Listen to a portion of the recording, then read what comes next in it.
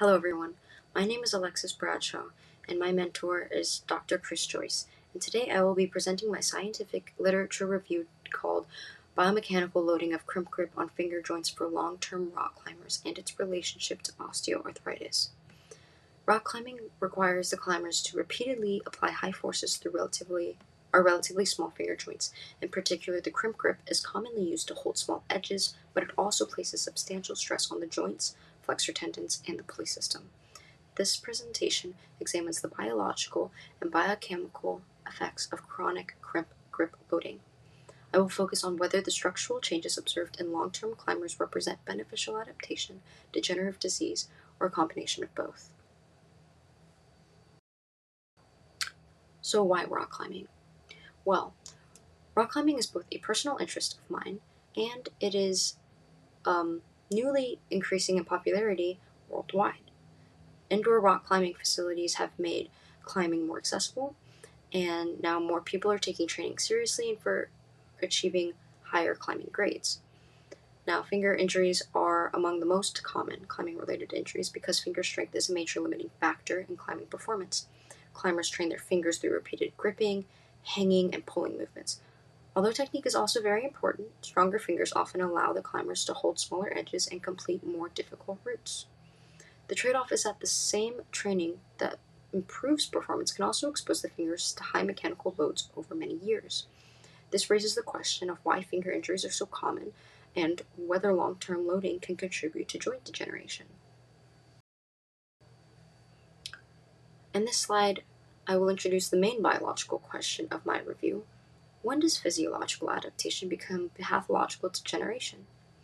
Skeletal adaptation occurs through mechanotransduction, and this is the process by which cells can detect mechanical stimuli such as compression, tension, or strain, and convert that stimuli into biochemical or electrical signals. And bone repeated loading can stimulate remodeling and repair. For example, climbers may develop increased cortical thickness and increased load-bearing capacity in the finger bones, meaning that they can pull larger loads through their fingers. These changes can be beneficial because they may help the skeleton tolerate higher climbing forces. However, this chronic loading can also disrupt tissue homeostasis. If the rate of micro damage exceeds the tissue's ability to repair itself, the result may be cartilage degeneration, joint space narrowing, osteophyte formation, and eventually osteoarthritis. Therefore, the same mechanical stimulus may be adaptive at one level, but it can be harmful when it becomes too excessive or repetitive. Now, osteoarthritis, or OA for short, is a degenerative joint disease that involves more than your normal simple wear and tear of everyday life. It affects articular cartilage, subchondral bone, synovial tissue, and the surrounding joint environment. Articular cartilage normally covers the ends of bones and allows smooth, low-friction movement while also distributing compressive forces. In osteoarthritis, as cartilage becomes damaged and loses its ability to cushion the joint. This can increase friction and alter joint mechanics. OA is influenced by several factors, including age, cumulative joint stress, genetic predisposition, metabolic factors, inflammation, and abnormal loading patterns. In climbers, chronic high loading may contribute to the disease process by repeatedly compressing the joint surfaces. Now, we can also see osteophytes formation in climbers, and osteophytes are bony outgrowths that often form near joint margins or tendon and ligament attachment sites. They are one of the radiographic features used to identify osteoarthritis. The important point is that long-term climbing can produce measurable bone adaptations, but in more extreme cases, it may also be associated with cartilage loss and osteophyte formation. Now, as I mentioned before, OA changes include cartilage damage or loss, and there are cellular mechanisms of cartilage breakdown that may connect mechanical stress to osteoarthritis. Articular cartilage is maintained primarily by chondrocytes. Chondrocytes produce and maintain the extracellular matrix, which include type 2 collagen and proteoglycans such as aggrecan. This matrix gives cartilage its ability to resist compression and absorb shock. Under chronic mechanical stress and inflammation, chondrocytes can overexpress matrix-secreting enzymes, including matrix metalloproteinases and aggregationases. These enzymes degrade the extracellular matrix, which can soften the cartilage and reduce its ability to distribute load. Chondrocytes may initially attempt to repair the tissue. However, with persistent stress, they can enter senescence, meaning they lose their normal capacity to divide and maintain the matrix. In more severe conditions, chondrocytes can also undergo apoptosis or programmed cell death. Organelle dysfunction also contributes to this process. More specifically, mitochondrial dysfunction can increase oxidative stress, while stress in the endoplasmic reticulum can interfere with protein folding and cellular homeostasis. Now, together, these changes can accelerate cartilage degeneration and can contribute to OA progression. To understand the effects of the crimp grip, it is important to review the structures of the finger. The metacarpophalangeal joint, or MCP, is the knuckle where the finger connects to the hand. The proximal interphalangeal joint, or PIP, is the middle point of the finger. The distal interphalangeal joint, or DIP joint, is the joint closest to the fingertip. The finger also contains flexor tendons, which transmit forces from the forearm muscles to flex the fingers. The A2 pulley is located along the proximal phalanx between the MCP and PIP joints. The A4 pulley is located along the middle phalanx between the PIP and the DIP joints. These are the most common pulleys injured for climbers, even though we can see that other pulleys exist by the figure on the right. The pulley system consists of fibrous connective tissue bands that keep the flexor tendons close to the bone. This prevents bowstringing, which is when the tendon pulls away from the bone during flexion, which we can see would happen without the pulleys in this image. The A2 pulley is exposed to particularly high mechanical loading and is one of the most commonly injured pulley structures in rock climbers. Finally, articular cartilage covers the joint surfaces and acts as a shock absorber. Because cartilage has limited regenerative capacity, repeated high compression may be especially important in the development of chronic joint changes.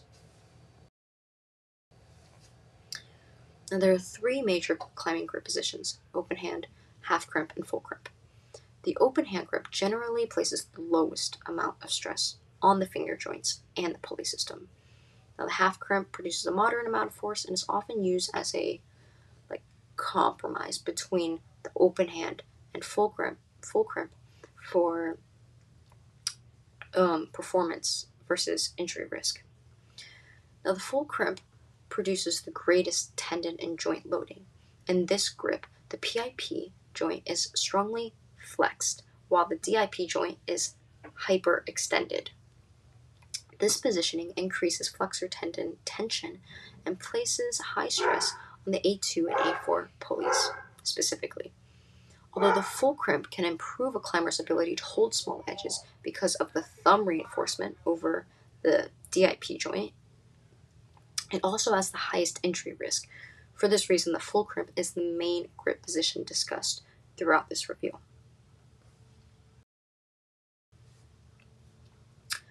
During the full crimp grip, force generated by the forearm flexor muscles is transmitted through the flexor tendons into the finger joints. This produces high pulley loading because the annular pulleys must keep the tendons close to the bone while resisting the strong tensile forces. It also increases tendon tension, particularly in the flexor digitorum profundus and flexor digitorum superficialis tendons. At the same time, the PIP and DIP joints experience an increased compression. This raises cartilage stress because the articular surfaces are repeatedly pressed together under load. Now, one individual climbing session or movement may not produce any visible damage. However, repeated loading across training sessions, across climbing seasons, and over years can result in repetitive microtrauma. Microtrauma refers to small amounts of tissue damage that may not cause an acute injury, but can accumulate when repair is incomplete. This repeated cycle of loading and repair may be the key link between crimp grip biomechanics and long-term degenerative joint changes. Current evidence suggests that adaptation and degeneration may occur simultaneously in long-term rock climbers. On the adaptation side, chronic mechanical loading can produce stronger bone, increased cortical thickness, and larger bone size. These changes are consistent with skeletal remodeling and in response to repeated strain.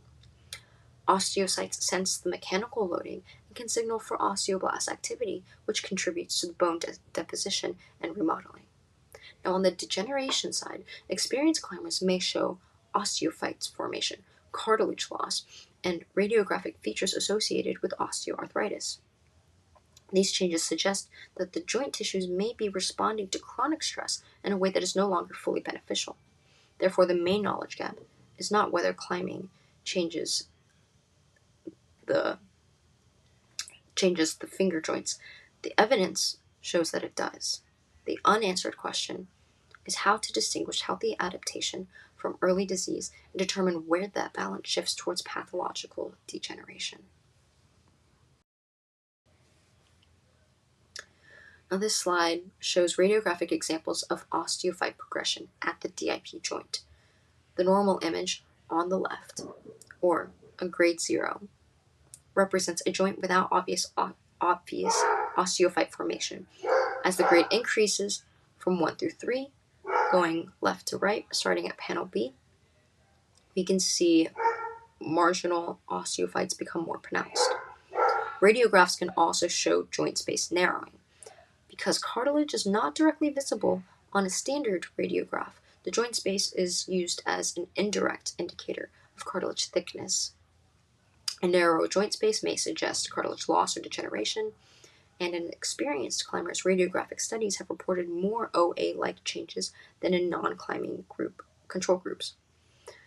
These changes include osteophytes, joint space narrowing, and bone remodeling, as mentioned before. It is important to interpret these findings carefully. Bone hypertrophy may reflect adaptation with loading, but osteophyte formation and progressive joint space narrowing are more consistent with degenerative joint pathology. Radiographs are useful, but they cannot fully determine whether early changes are adaptive, degenerative, or both.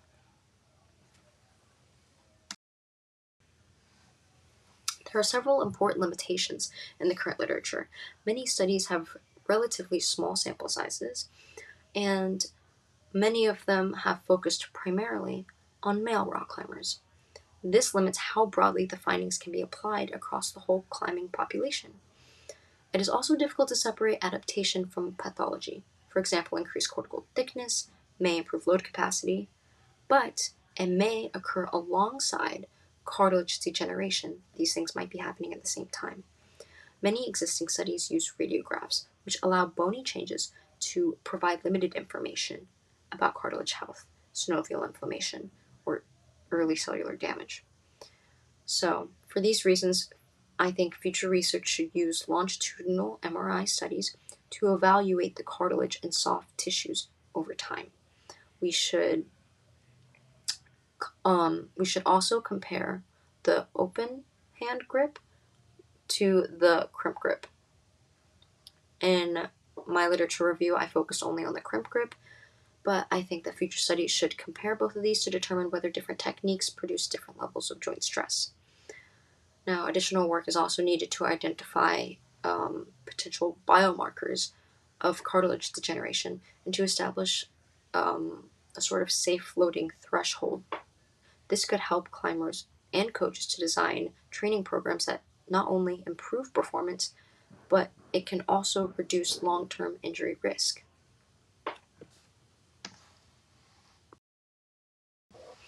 In conclusion, the full crimp grip produces the greatest biomechanical stress on the finger joints, flexor tendons, and the pulley system.